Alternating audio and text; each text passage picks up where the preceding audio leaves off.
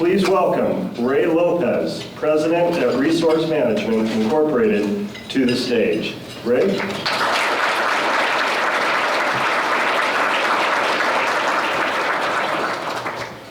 It's a real pleasure being here this morning. I mean, we do this just about every year for the past few years, and it's a true honor. And looking around, this is one of the better attended events that we've seen. And it shows something about our chamber. It shows something about our community. Now, where I come from Puerto Rico, my native language is Spanish, and there's a saying that fits this group very well. It says, "Dime con quién andas y te diré quién tú eres." Some of you may know what that means. Well, basically, translated roughly, it means, tell me who you associate with, and I tell you who you are. And that's true. Members of this chamber who associate in this community are associating with a chamber that's a winner. So that makes you, all of you, winners. So, and it's very, very few chambers that have accomplished what this chamber has accomplished. 2023, for instance, 5-star accreditation. Nationwide, there's only about 140 out of 7,000 chambers. This chamber was accredited with a 5-star accreditation. Only 2 in Massachusetts. Of all the chambers, this chamber's a winner. You associate with this chamber. This chamber has a vision to enhance the business and overall community of North Central Massachusetts. We are proud to be part of that community. In addition to that, this chamber, out of about 7,000 chambers in the United States, was recognized as the #1 chamber in the United States. That says a lot for this community. It says a lot for the management of the chamber, the board of directors, but all of the members. So I want to say congratulations to all of you. I hope that you enjoy the rest of the program. And RMI is here to serve you also. Thank you very much.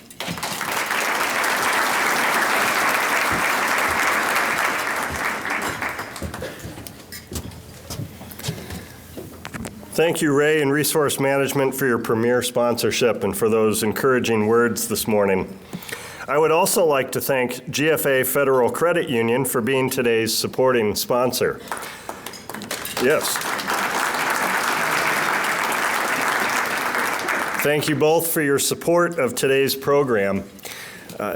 I stand before you very humbled with our audience. As Ray mentioned, it was a large group this morning, and it's great to see you all here. I also have the opportunity to introduce 2 speakers this morning, 2 who have joined us this morning, and I admire them both very, very much. The first to meet with us this morning is Marc Dohan. Marc Dohan, I'm going to say first and foremost, is somebody who cares tremendously about our community.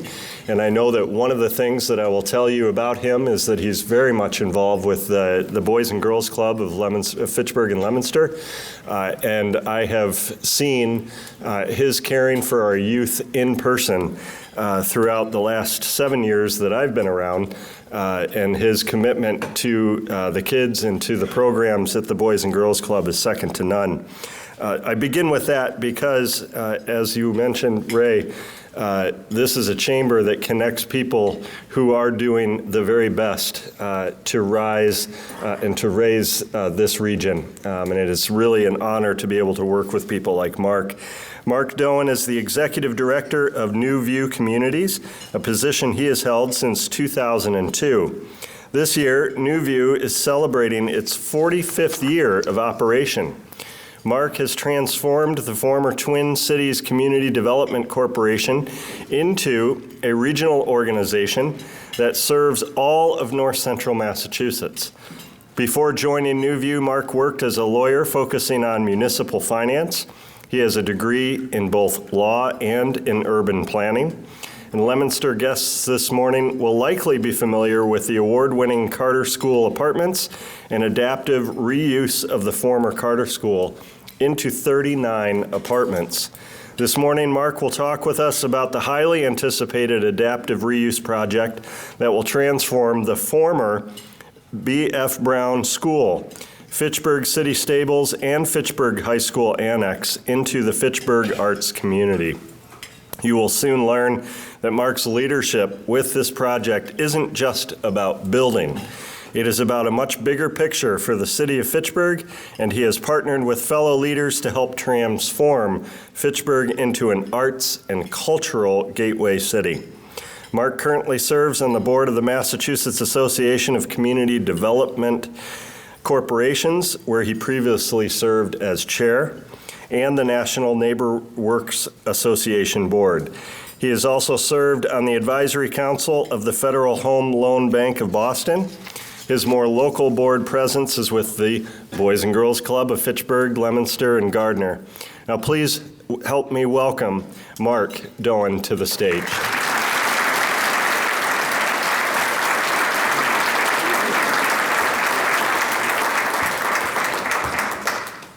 Well, good morning again, and thank you very much for being with us this morning, and thank you for your leadership in our community. Before we get to the Fitchburg Arts community, can you give us a brief overview of NewVue's programs? Sure, and we always think a picture's worth 1,000 words, so we have a few photos over here too, particularly we're talking about something that's developing, so you can look at the photos, you can look at me, hopefully they go together.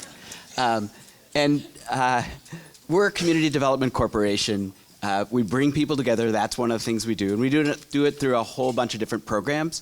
First, we have our Community Stewards program that helps people become the type of leaders that they want to be. So last year, we did a whole work that we did around childcare and also around arts as well. We also do a lot of small business technical assistance. We work really closely with the chamber on that, helping many small businesses access our loans. And we also do a lot of housing assistance, so we help a lot of first-time home buyers.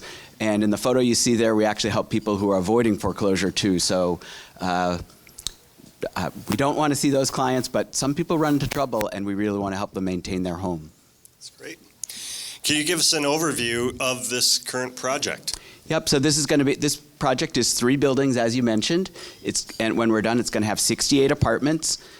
It's going to be a mix of 1, 2, and 3 bedrooms. It's artist preference housing. It's really only the second one in the state that uses this mix of state finance and the artist preference.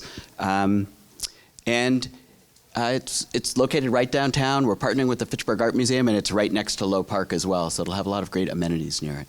Excellent. Can you tell us about the history of this building, the B.F. Brown Elementary School, and how it was chosen for this project? Sure. So all 3 of these buildings, this is an adaptive reuse project. So the B.F. Brown School is actually the newest of them. It's just a little over, I think Nick Capasso is pointing out, it's just a little over 100 years old. It was opened in 1922, so we're reusing a century-old building. The annex is even older. It was built in 1869, and the city stables were built in 1886. The history about this was NewVue moved our offices to Main Street in Fitchburg in about 2007. And as a community development corporation, we didn't want to just build a building, but we wanted to have an impact on the entire neighborhood. So Fitchburg put together a team. It was actually under former Mayor Wong. And we won one of the Federal Reserve Bank of Boston's Working Cities Challenge Awards. And what the city said was, we want to make this North of Main neighborhood to be as good a neighborhood as any other neighborhood. We want it to be a neighborhood where people choose to live, work, and invest. So the team worked out. We knocked on hundreds of doors, talked to residents throughout the area. And one of the things that came out of that was we said, well, how do we take advantage of the assets that Fitchburg has? How do we take advantage of the assets in this neighborhood? And we saw we had, well, what did we have? We had a lot of old buildings. We had a long historic downtown. We had a lot of walkable, narrow streets, all things that, and we had two great cultural institutions. We had the Fitchburg Art Museum, we had Fitchburg State University, and we also had a really, really diverse community. And so those are all things that artists and creatives like. And so we said, well, what can we do with these buildings? How about could we convert them into artist housing to take advantage of all those assets and take something that was just empty, an empty building, we weren't displacing anybody, and turn them into something that people would want to live in. So that's the history behind it. That's great. In 2016, this was actually just about a year before I moved to the region, so I'm not familiar with this, but in 2016 there was a fire at this school. And can you talk about how that impacted the plans for the renovations? Were you already planning at that point for that location? Yep, so we had been, well, first I've got to say, if the mayor calls you at 5 o'clock in the morning, it's usually not good news. So we have a couple, Mayor Squalia, and I know former mayor, or Lieutenant Governor Driscoll has a former mayor. So yeah, it wasn't a good call that day. I appreciate the mayor waited. I think he found out about 2 in the morning and waited till 5, so at least I was up already before I got that call. The fire had 2 main impacts. The first was physical. What the fire did physically, you can see in that photo, is it really burned the roof off the top of the building. It burned it off the classroom wing, so it was just one of the 3 buildings. It burned that top off, and what that meant was not only did we not have a roof, which isn't good, but we then had years of rain and snow and everything coming into the building. So that was the physical impact on the project. The psychological impact perhaps was even bigger, because Fitchburg now had a choice. The city had awarded us the project, but even at the time, there were some people who said, we really need more parking. Longjo Middle School is right there, it doesn't have any parking. The Fitchburg Art Museum is right there, it doesn't have any parking. Maybe we should just tear it down. But by that time, the Working Cities Challenge had come together, and one of the things we learned was that you needed to all sing from the same, sing on the same page, sing from the same songbook.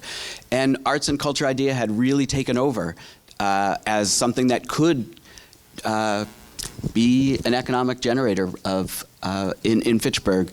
So the city chose affirmatively to go forward with the project. They signed over the insurance proceeds to us, and with that, help from Elite Construction and others, we were able to put a new roof on the building. We dried out the building, we thought, really, really well. We only learned recently that there was a lot more damage than we thought, but those were the 2 real impacts of that fire. So that's pretty significant, but it's congratulations on still being able to move. Sounds like there was broad support for this project, so that's great. There was actually, I think in the next slide you can see, well, there'll be another slide, you'll see all the people that came out. Well, and that's the part of this is kind of a recurring theme with the North Central Chamber here, and it requires partnerships. I can't get through the day without depending on the partnerships that we have at the college. Can you talk a little bit about who NewVue is working with and how important partnerships are in the success of this program? Yeah, and Ray, I really appreciate your comments about the partnerships, because that's what's made this project go. I think the biggest single partners we've had have been all the alumni and students and artists who have gone to BF Brown and who really wanted this project to go. For realtors and developers in the room, oftentimes, you go to you want to develop something and the first thing you hear is no, there's not going to be enough parking, there's going to be too much traffic. It doesn't matter what you're developing. That's what people are concerned about, that it's hard to have that change. That did not happen with this project. People were so excited about it, from the art museum to all the artists, to all the alumni and the teachers. This is the photo of everybody who came to the topping off ceremony, so this wasn't even the end of all we had was a roof on the building and a moldy building, and all these people came out to support the project. And our key partner in this is the Fitchburg Art Museum. I see Nick Capasso over here. So we couldn't have done this without their help. As the second project in the state to do this, we really needed that intellectual capital from the art museum to attract artists and also to provide the programming. But there's been so many too. The Health Foundation of Central Massachusetts provided early funding for us. The Wallace Foundation provided us funding. The hospital knows that housing is a key issue, so they provided us with a key pre-development loan at a tough time for us. Our legislative delegation stepped up to the plate. The Barr Foundation, the Klarman Foundation all chipped in. The Fitchburg Historic Commission did as well, because when these buildings are done, they're going to be all on the National Register of Historic Places. So they'll look very much like they do now, but cleaned up. And so we need support from all those people to make those things go. And of course, the state is a huge partner in this. Not only mass housing and mass development, but the Executive Office of Housing and Livable Communities. So Lieutenant Governor's in the room, so yes, you should all be supporting the bond bill.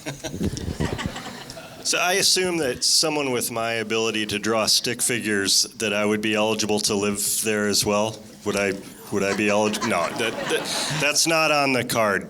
I'll move on. But that is a great question. So. Uh-oh. That is a great question, because one of the things is, who's an artist? And what we want is people who are passionate about the arts. We don't need people who are making their living from the arts. What we need is people who are passionate about the arts. So that's one of the things that we want to be able to reach out. We really call it creatives rather than artists. So I don't know if a stick figure would get you in there. You have to put your portfolio together, but yes. What's a portfolio? No.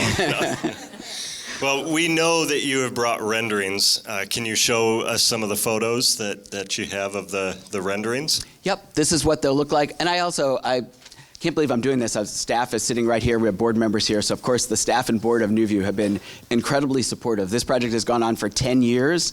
And for a board to let an executive director and staff work on one project for 10 years, kind of amazing. So. That's great. And for the staff to keep working on the same project for 10 years. Oh, my goodness. So this is what it will look like. You can see the three buildings here. The white building that's the former B.F. Brown School. To the right above that is the annex, and the stables are sort of in between them. You can see Low Park over there, and you can also see Longjo Middle School. The next photo that we have, this is looking both from the museum's perspective and also from High Street looking down. So you'll see, we really want to accentuate that connection to the museum, because I can tell you as a community development corporation, we don't have art intellectual capital, so we're relying on the art museum to provide that. And looking down, you can see the building will be fully accessible. You can see the chimneys preserved, all of those things, so it'll look just like it does now. The windows are now going in, and they look just like the windows that came out in the midst of the fire. Excellent. Can you tell us about the mixed-use spaces that will be created and how they will be used? Yep, so we have a couple slides for this too. So when you walk up the entrance of the B.F. Brown School, that will be a sort of a performing or gallery space, and the main use for the main mixed-use space will be the former auditorium. Because the building's going on the National Register of Historic Places, we had to preserve the auditorium, and that worked really well with artists, because we're now creating a great art space for folks. The one thing that we know we'll be doing is on the stage, we will be putting in a soundproof room, because we know some artists like to make noise, and not everybody wants to hear it. So that is one of the amenities that we know we're going to do. So work has officially begun. Can you give us an update on the progress and a timeline for completion? One of the things that's kind of amazing about it is, although we're preserving the buildings, I didn't realize how much work we were going to have to do on the site. So this shows all the work that's going on the site. We'll be creating 16 new parking spaces just because the city of Fitchburg doesn't have anything for Low Park. So we're creating new parking spaces so that people who go into the park can use that. So you can see here all the work that's going on the outside. The next slide shows what's happening in the auditorium. Here we are preserving all the wood floors, because we'll be putting those floors right back down again, and preserving the chandeliers as well. All that stuff will look just like it does when we're done. The next slide shows what's happening with the stables. So here the cupola is done. We're about, I think since this picture was taken, the new roof, the new slate roof is going back on the building. And we have a picture of the Mason here because we are doing so much repointing of all three of the projects to make sure that they'll be modern, even though they'll have brick that will look old on it. And you can also see on that one the City Stables, the logo. We restored that as well. I never even knew that it said City Stables till we started this project. And the next slide shows the annex. This is a building that was far and away in the worst shape.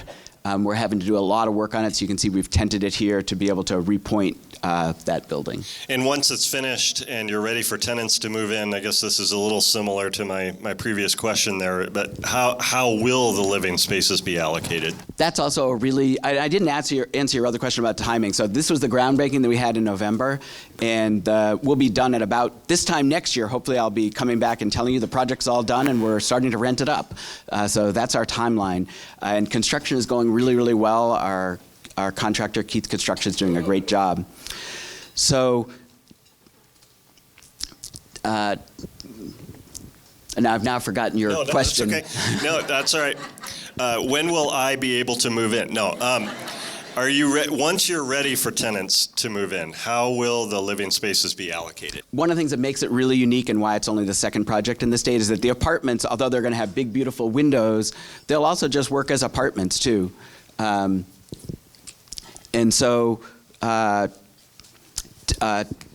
artists will be able to then walk down to the auditorium. They can either use their own space. The city, one of the things the city did was they created what's called a 40R zone, and they allowed artists to have mixed, so they can live and work in their apartment. So you normally can't do that in a zone. The city of Fitchburg did that when they created the 40R zone, so people could work in their apartments, or they can come down to that auditorium and use the space that's there. And exactly how that's all going to work out, artists, creatives are creative, and we don't quite know yet. So it's one of those things that we're sort of waiting. We want to, if we have a lot of potters there, then we want to make sure we buy a kiln. But we really want to do that all together so that we're making sure we're getting the right amenities so that people can have the things that they need to be successful artists. That's great. A project like this is important to the city of Fitchburg and surrounding communities. And can you tell us about the impact that you're hoping that this will have and how it will help advance the arts culture in the North Central region?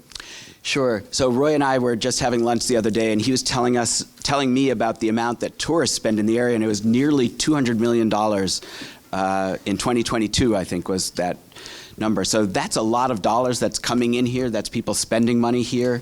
And being able to have an arts and culture destination to go with all the other things that are here, we think will really help people. Gardner has an art association, Leominster has an art association, so it's not unique. It's something that the whole region can benefit from. And I know the city of Fitchburg is also working in other ways. So the library is underway, the university is working on its theater project, City Hall is downtown, so Fitchburg has invested in itself. And we're seeing when Fitchburg and invests itself and paints a vision, we're seeing a lot of small businesses also move in that are attracted by that creative economy. So our small business team has helped a number of restaurants gone in. Mama Juana's, great Dominican food. Try it out if you haven't gone. Popper's Pantry is there, but also the Break Bike Shop, Magic Treasures. There's quite a few new businesses that are coming in that are being attracted by having one vision for what can go on. And we think the more that goes on, the more that helps the region in general. Well, I'm a huge fan of people who are able to build a coalition, build the partnerships that you have, and push past the word no. You know, it takes so much drive, 10 years of putting this together, and probably one of the most impactful articles that I ever read, and this was quite a while ago though, but it was the assumption that if you build housing, then the arts will follow and the restaurants will follow. But there's just as much research to show that when you build up the arts community, then the housing will follow, and the restaurant and the economy around the arts. And so I'm really optimistic for you, and I appreciate you being here this morning to share with us the status of this important project for North Central Massachusetts and for Fitchburg. Well, thank you for having me. And I guess the one last thing I'll say about it is that, as we were doing all this work, we realized that there's something about place, right? As we become more and more on the internet, we can't necessarily compete with the low prices. So you have to take advantage of the place-based assets that you have. And that's something that I think North Central has already with the arts, with our being located so close to all the natural beauty as well. It's something that draws people to our region. We think this fits in really well and will help the whole region. Terrific. Thanks Congratulations. Thank you so much. Marc Dohan. Thank you, Marc. Thanks. Thank you again, Mark. And Lieutenant Governor Driscoll, I think you've seen already this morning a spirit of partnership, commitment in North Central Massachusetts that is not maybe unlike Salem and where you are from. It is now my great honor to introduce Lieutenant Governor Driscoll for the Commonwealth of Massachusetts. Kim Driscoll is the 73rd Lieutenant Governor of the Commonwealth of Massachusetts. She was sworn in on January 5th, 2023, joining Governor Maura Healey in an historic series of firsts, including the first all-women executive team to lead Massachusetts. Lieutenant Governor Driscoll was elected the City of Salem's first woman mayor in 2006, taking office at a time when the community was struggling with record deficits, poor financial management, and a declining bond rating. As mayor, she turned deficits into record surpluses and saved taxpayers money by strengthening city services, revitalizing Salem's downtown, leading a vast improvement in Salem's K-12 schools, reforming city pensions and health insurance programs to protect employee benefits, bidding public contracts, and bringing transparency to City Hall. She also worked to position Salem as the primary marshaling port for the forthcoming Commonwealth Wind project that will serve residents across Massachusetts and New England. Prior to serving as mayor, Driscoll spent time as the City of Beverly's Community Development Director, and after college at Salem State University, served as the City of Chelsea's Chief Legal Counsel and Deputy City Manager, and also served on the Salem City Council. Please help me welcome Lieutenant Governor Kim Driscoll to the stage.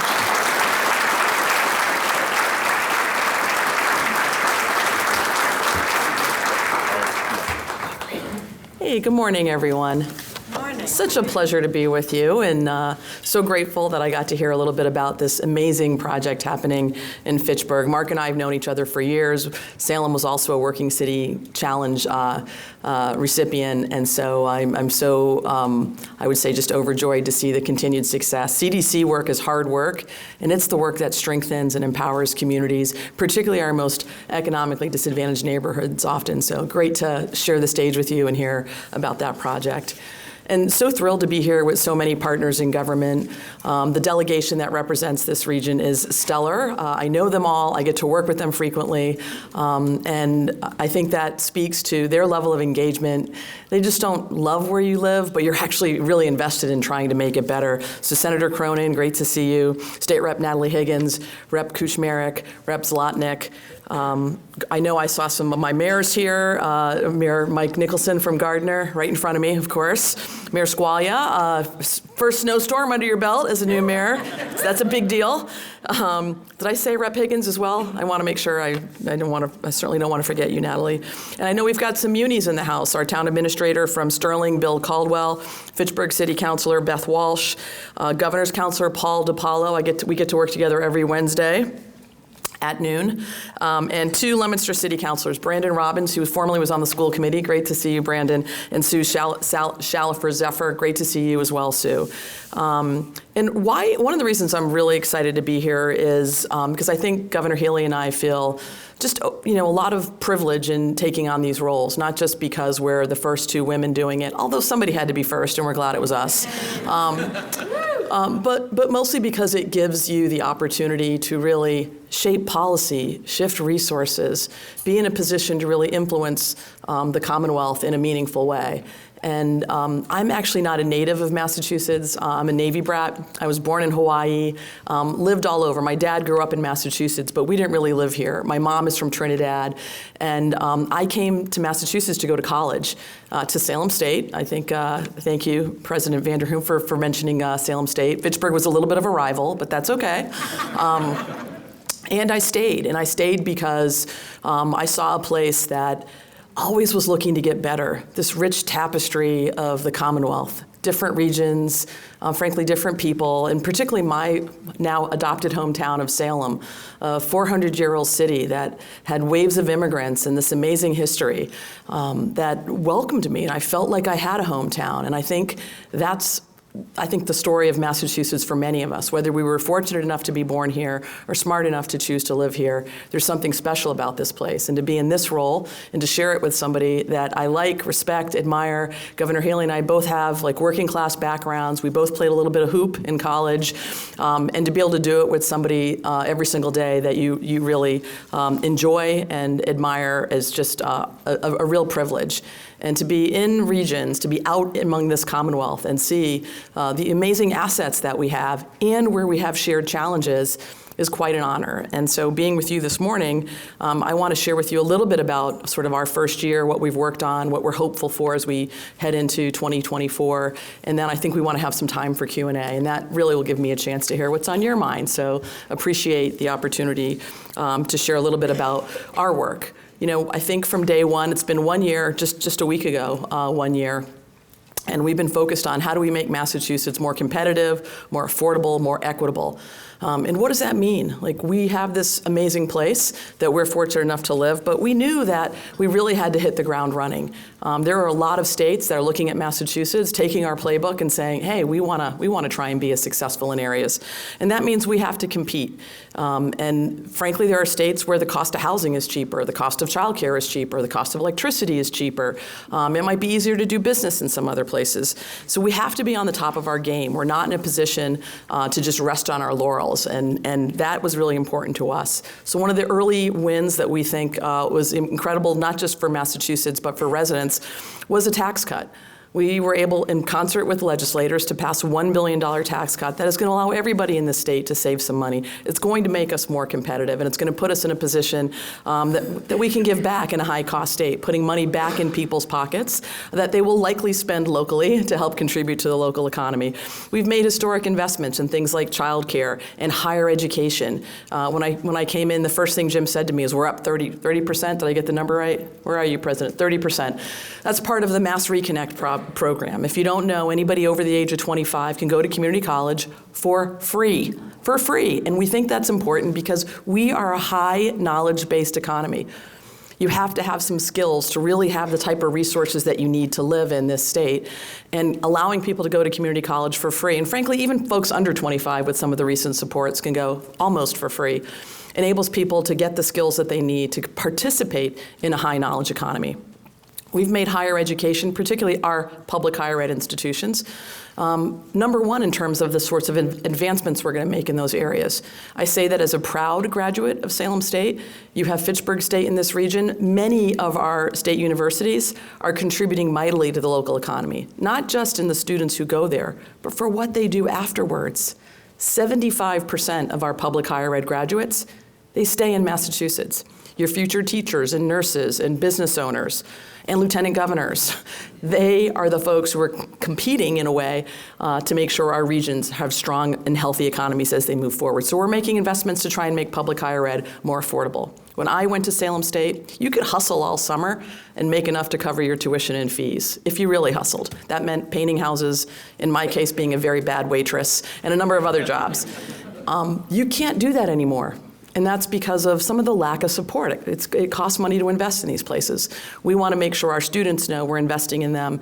And if you can go to college in a more affordable way, you're not going to come out with that debt that is so hard to overcome as a young adult trying to afford housing and everything else in this state. We also know that it's important that we live up to our values so we can make investments in key areas and protect civil rights and fight climate change and make sure we're competing for federal dollars. We have historic amounts of federal resources available to the Commonwealth.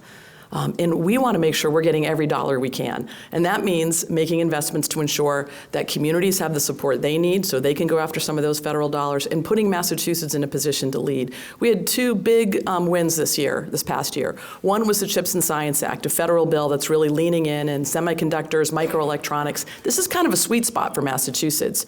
How do we make sure that we're also leading the nation when it comes to innovation and R&D in that area?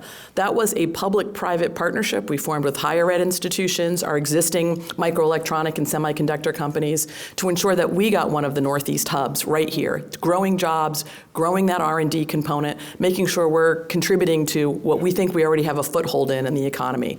That was the CHIPS and Science Hub announcement early last year. Then the federal government said, we want to have a moonshot when it comes to healthcare. We think we can cure diseases. If we can cure diseases, that's not only good for people, that's good for the economy. We're not going to be spending money taking care of individuals, making sure that they're healthier, and really putting a marker in that space. That was known as ARPA-H. And ARPA-H says we want to have hubs throughout different parts of the country that acknowledge where the innovation is happening, where the investment is happening in that R&D to cure some of our most vexing diseases. Very competitive. These are opportunities where states and regions come together to kind of showcase their strengths. It was really important that it be based on the research and development that might be happening, the hospital and healthcare that you might be delivering, and the venture capitals supporting some of those R&D designs. Again, who won a hub for the Northeast? Massachusetts. Leaning in, working. Is there some hospitals in the room? All right. That is intentional. That's leaning in to make sure we're building an environment where people are working together. We like to refer to it as Team Massachusetts, whether it's partnerships with the local government, partnerships with the legislature, partnerships with the things that make us special, where we do have a foothold, from life sciences to semiconductors to robotics to AI to emerging technologies in climate tech.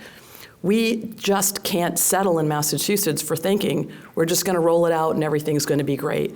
We have to be looking forward. And in this role that we're fortunate to have, both the governor and I feel like, how do we work on policies and initiatives that help people today, but within a vision for the future? We have to be able to embrace change, whether it's supporting the type of housing that we need. Mark mentioned the housing bond bill. The number one challenge we hear in every community we're in, and we're in a lot, from the 413 out into the Berkshires, down in the Cape, down in the Southeast, no matter where we are, what region or what community, the number one issue that individuals want to talk to us about is housing. Not enough of it that's affordable, not the type of housing we need. I saw it firsthand in my own community in Salem, a gateway city. It was the place that was affordable, right? Where you could live if you poured coffee or poured beer for a living. You cannot live in Salem anymore if you are not making a higher income. And you cannot live in many of the places that used to be the affordable communities. So we have to build more housing in order to meet that need. The reason things are expensive is land is expensive and labor is expensive to build it, the cost of the equipment, and communities don't make it easy. We're leaning in with the largest bond bill in the state's history, a $4 billion bond bill that will not only include resources for building the type of housing we need. Look, the good news is we're all living longer. The bad news is we don't have enough housing. And so we don't have enough and we don't have the type of housing we need. And that means we've got to put ourselves in a position to support the growth of housing in communities, providing the technical assistance to partner on smart growth zones and getting comfortable with density where we have transit, where we have an opportunity to build a little bit more. Supporting those efforts for home ownership. So many of the next generation of leaders that will be sitting in your seats, working on the chamber, owning businesses here. They're leaving college with debt. And they're thinking, am I ever going to be able to buy a home in the place that I grew up or where I want to plant down roots? If we don't figure out housing, this may be the first generation to do worse than their parents. And that's on us. So we're leaning into this by filing this bond bill that's going to provide resources, technical assistance. It also has some policy shifts, things like accessory dwelling units, areas that we know work to develop the type of housing that we need. And we're going to nudge people a little because we can't wait. In the last decade, we built less housing than we built the 2 decades before. We have not kept up with production. And it's simple economics. If you don't have enough of something that's high in demand, Well, people can charge more for it. So if we have more housing, we think we can help everyone. The folks who are looking for housing, the folks who want to stay in community but maybe don't have the type of housing they need, and that next generation of young adults who are looking to do the same thing that many of us did. Put down roots, put down a down payment, pay a mortgage for the rest of your life, and eventually own it. Other areas that I think are important to mention are, for us, trying to lean into those sectors that I mentioned, like life sciences, healthcare, robotics, artificial intelligence, and climate tech. We know that for Massachusetts to have a bold future, we can be leaders. We have been, as a Commonwealth, the place that has been leading. First subway system, first park, first public school, first public library. We sparked a revolution. We did those things because we're people who don't settle. It's ingrained in our history. So what's the next revolution that we need to spark? Well, we think some of that's in the future tied to AI, robotics, and climate tech. Now, I'm from Salem, as was mentioned. We had a Filthy 5 coal plant. It was one of the Filthy 5 in Massachusetts, a coal plant that was there since 1950. And I'm quite certain we were happy to have that coal plant in 1950. Jobs, tax revenues, that's the way it was. On a waterfront across from Marblehead Neck, a beautiful part of the Commonwealth, much higher income. They didn't have the power plant there. It landed in Salem next to the SOAR plant. Many of the dirtier industries were in our gateway cities and places that had economically disadvantaged neighborhoods that were happy for the tax revenues. That same site is now going to be home to an offshore wind marshaling and construction yard, meaning the same places that were frankly paying the price for some of those heavy industries are now going to have opportunities to contribute to a whole new economy. Well, how do we support that? We support that by making sure we have the educational pathways that are so critical. So on top of things like Mass Reconnect, helping reskill and upskill workers, we've also invested in early college and building pathways at the high school level. Close to 100 high schools have pathways now, where our young adults, frankly, are telling us, coming out of this pandemic, we've seen students who are less engaged. They want to know what they're learning in high school is going to contribute to what they're going to do as a career. They want to see that connection. And building these pathways in early college allows them to get some college experience under their belt. We've got kids graduating with up to a year and a half of college credits while they're in high school. It's allowing them to see themselves there, first generation students who may not have parents who attended college. And we're building pathways beyond college. So jobs in climate tech, in offshore wind, in areas that we think Massachusetts is going to have a bright future, we're going to have a pipeline of students able to take that up. In addition to Mass Reconnect, we're also supporting those public higher ed institutions, making it more affordable, holding ourselves accountable for the type of STEM jobs and innovation that we know are so necessary. We really want to position Massachusetts for a bright future. And as I mentioned, other states, North Carolina, Georgia, Texas, they don't share our values oftentimes when it comes to reproductive freedoms and civil rights and voting rights. But they do have a playbook that makes it a little bit easier to do business, that makes it a little bit easier to buy housing, that makes it a little bit easier to train for some of the things that we think we're able to do much better, biomanufacturing. So we have to be on our game, and these investments are not just about for folks today, but again, for that vision for tomorrow. And I'm just going to close, because I want to make sure we have enough time for questions, with why you do this work. Why are you all here? There's a lot of things we could be doing this morning. You come together as a chamber, apparently the #1 chamber in the nation. I did not know that. Congratulations. You come together as business leaders, as community members, because you care about where you live. You want to see things improve that are challenges, and you want to support that effort and buy in. Well, that's frankly why Governor Healy and I ran for office. We see an opportunity to make Massachusetts better, to come together, public sector, private sector. I think we bring an experience, me at the local government, certainly her as a really first-class attorney general, that understands that the power of together is powerful. When we are having work going on in our communities that we can be a strong partner in, whether it's with mayors or with CDCs, we're building stronger communities. We're partnering with chambers and small business owners. When I was mayor, I thought, if you invested in my community, wow, we're partners. We have a symbiotic relationship. That's the way we view the work that we're doing in the Commonwealth. How are we positioning Massachusetts for success? Yes, we've got competitions from other states, but how are we engaging with residents, with business owners, with our universities to ensure that we're positioning our communities, all 351 of them, for opportunity? And each region is different and has different needs. And that's why being in places like this, hearing from you, working with you, you're going to know your community best is really important to us. So I'm pleased to be here with you. Know that you have an ally in the State House working every single day to make sure our communities have what they need, whether it's resources for the bread and butter things like schools and roads and the work that you do, and an opportunity to innovate. Mark, you just spent a whole lot of time talking about a creative economy. 50 years ago, if we were in Fitchburg talking about a creative economy in arts and culture, people probably would have laughed us off this stage. I know they would have in Salem as well. We had Parker Brothers, we had the coal plant. Those were jobs with a lunchbox that you went to every single day. We've innovated.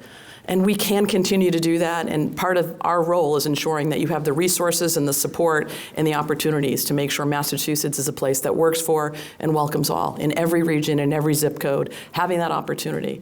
And I'm thrilled to be in a position coming from a mayor where, my mayors in the room will appreciate this. When you're mayor, there's no hiding, I like to say. Got to make decisions every single day with people you see and that you're going to see on the grocery store and the sidelines of youth soccer. And I think it makes you more accountable. I think it makes you a better listener. I think it drives consensus. And for me, being in community is hearing what's happening on the ground, what's our role in helping make it better. We've got a lot of things going for us in this state. We are so optimistic about 24 and the work that we can do to make sure that everyone's got what they need in every region to be successful, whether that's tourism or robotics or places that have great fixtures like higher ed institutions to really latch onto.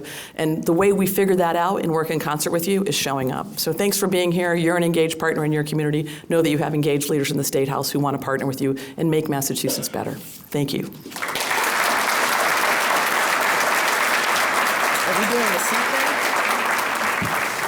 Transition. Thank you so much for being here. I also would like to thank Great Wolf Lodge for hosting us this morning. A very nice breakfast. This might be your only meeting where after you could stop for a swim on your way out of town, but I'm not sure about that. I also would like to welcome and thank FATV for being here this morning and filming.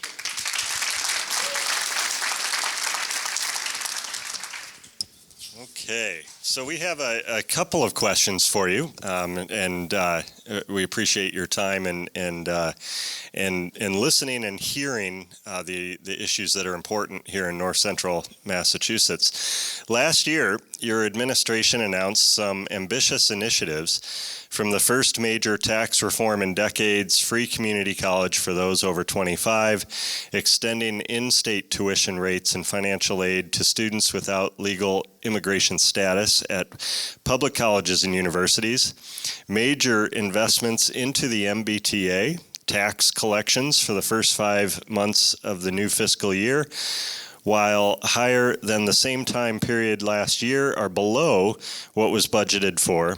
And for the first time since 2016, the state is experiencing some 9C cuts. How is the administration prioritizing what gets funded through the end of the year, and how much are the 9C cuts going to impact decisions on what gets funded in the coming year? We'll start with a light one. Yeah, great. Thank you. Appreciate that. So do folks know what 9C cuts are? It's cuts that the administration can make midway through the year if they don't see revenues coming in or if expenditures were to be wildly out of balance. So it's a bit of an opportunity to course correct off your budget. And Massachusetts is lucky in that we have had a robust and strong economy post-pandemic. We've been seeing high rates of growth, 7-8% growth over the last couple of years. And that's frankly, that's been pretty consistent with what we're seeing in other states as well. The post-pandemic recovery was very strong.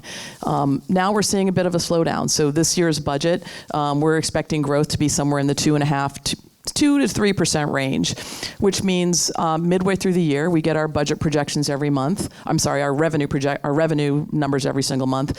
That we've noticed that the amount of resources aren't growing at the same rate as they were in prior years, which means you have to make some reductions. I mean, the same thing that any of us do in our home budgets. If we're not making as much money as we thought we were, we've got to reduce some things. So we just actually put in place some 9C cuts to reduce some of the expenditures that were planned for this year.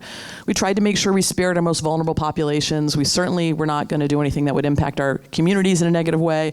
So things like your local aid to schools, roadway improvements, the bread and butter resources that communities rely on were not reduced. But we did have to take on some of the areas. I was just talking with the delegation about some of those areas and offer some reductions, trying to ensure that we were, sparing harm from vulnerable populations or things that are hard to cut midway through the year. And we're preparing next year's budget right now with an eye toward revenue growth. That'll be in that 2 to 3% range. We just finished the revenue consensus, so the House and the Senate and the administration come together and decide what do we actually think we're going to bring in for revenues next year, and it's about $40 billion.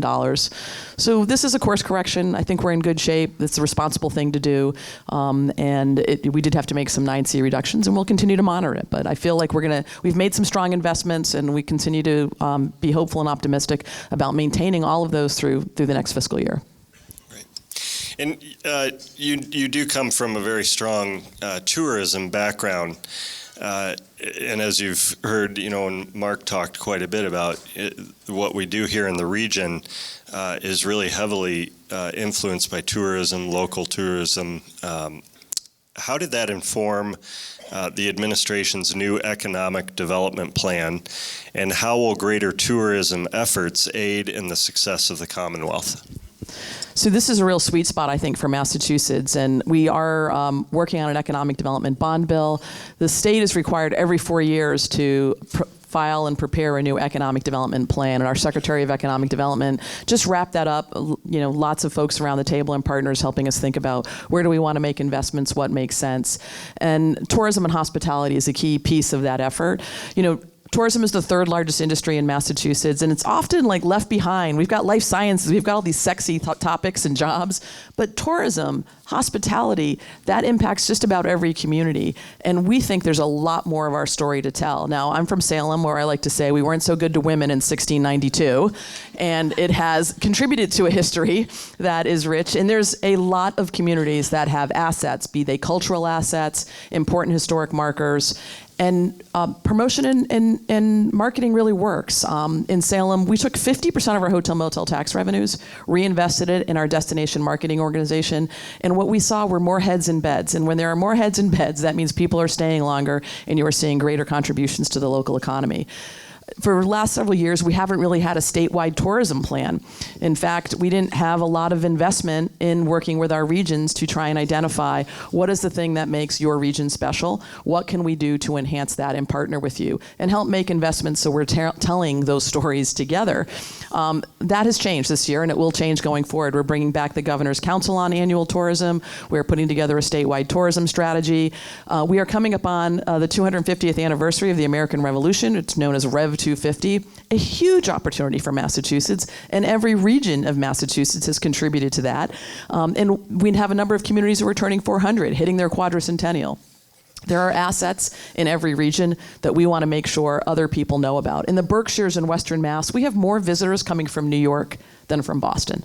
Think about that. There's a whole other world of opportunity in the Berkshires, from the home of basketball and the Basketball Hall of Fame to the Dr. Seuss Museum. There's just many. I could go on to talk about the number of, we think, real cultural richness that we have in this Commonwealth that too many people don't know about. So we're going to be making investments in tourism to make sure those stories are told. We think that's a key contributor to the local economy and a great way to sort of pull Massachusetts out when it comes to sharing our history, which is unique, and certainly will tie in well with Rev 250, which is a national holiday that we'll be celebrating across the United States. Great. It sounds exciting. It's going to be fun.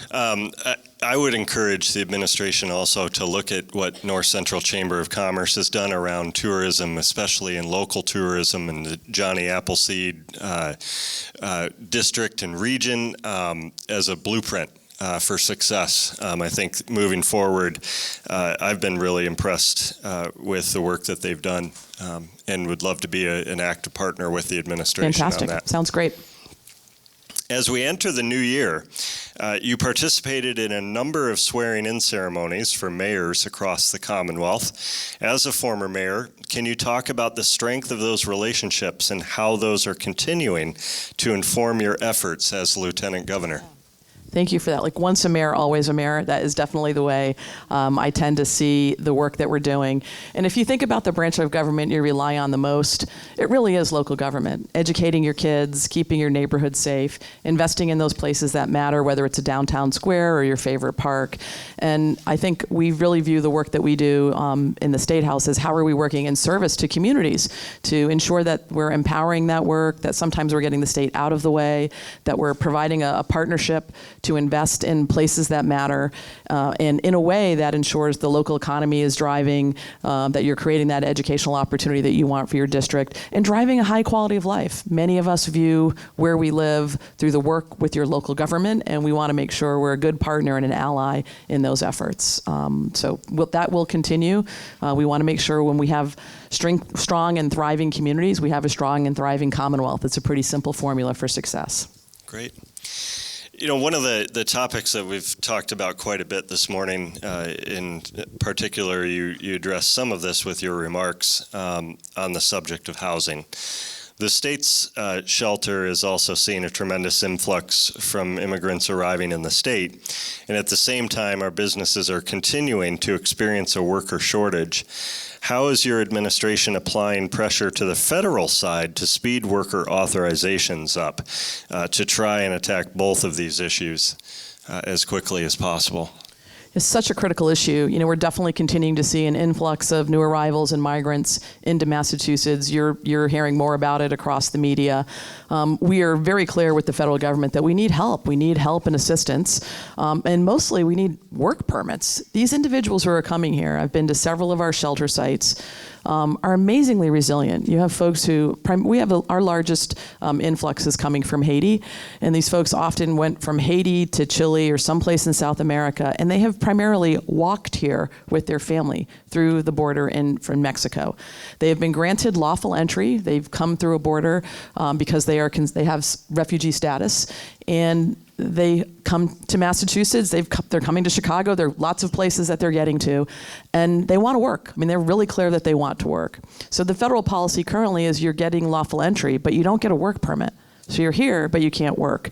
So we have worked very closely with the federal government to expedite work authorizations. We've said this is an untenable situation, and we want to ensure that people who are here who want to work have the ability to do so.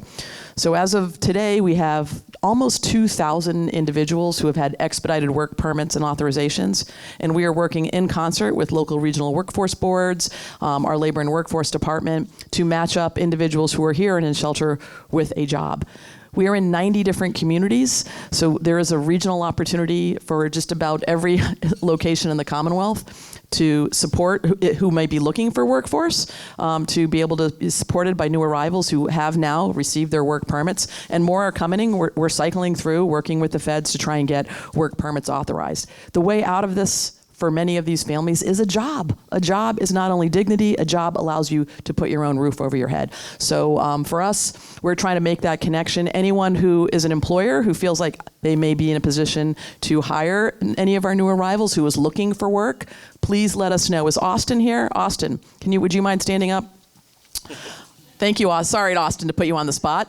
Austin is from my team. If you have jobs that you need help filling, we have individuals who now are getting work authorizations and are continuing to get work authorizations, and we can certainly try and connect you to make sure it's a good fit. But it's a really tough situation. We're a state that I think has humanitarian values in mind. These are primarily families. The only folks who are allowed in shelter are families, young children, really eager to get to work. I know the governor and Salem actually has a shelter at an unused dorm in Salem State, and we were there talking with some of the families. Many of them are multilingual. They learned Spanish on their journey up in addition to speaking Haitian Creole. English acuity is a range. Some have really good English speaking skills, others do not. But some skilled labor. We met a welder, we met somebody who worked in a window manufacturing plant. They're eager to get out of shelter. If we can connect them with work, we know that's the best way to move people into more stable housing setting. So. That's great. Thank you for those efforts. You know, and I on behalf of, not just the community college here, but also our partners at Fitchburg State University, who we're working with very closely on degree articulation and transfer, and we just really appreciate the investment in higher education, in education in general, because we do agree with you. I mean, this is the chapter one in being able to create the workforce of the future. So thank you so much for those investments and for that commitment. I would like to thank you very much for being here this morning, Lieutenant Governor Driscoll. Thanks, everyone. That's a wrap. That's a wrap. That's a wrap. That's a wrap. So as we close out today's program, I would like to remind everyone that our next breakfast is scheduled for March 8th. I would also like to extend our thanks again to our sponsor, Resource Management Incorporated, and our supporting sponsor, GFA Federal Credit Union, and as well as our speakers, Lieutenant Governor Driscoll and Marc Dohan. Thank you so much for being here. Thank you, North Central Massachusetts, and I hope you have a tremendous Friday ahead. Thank you for being here.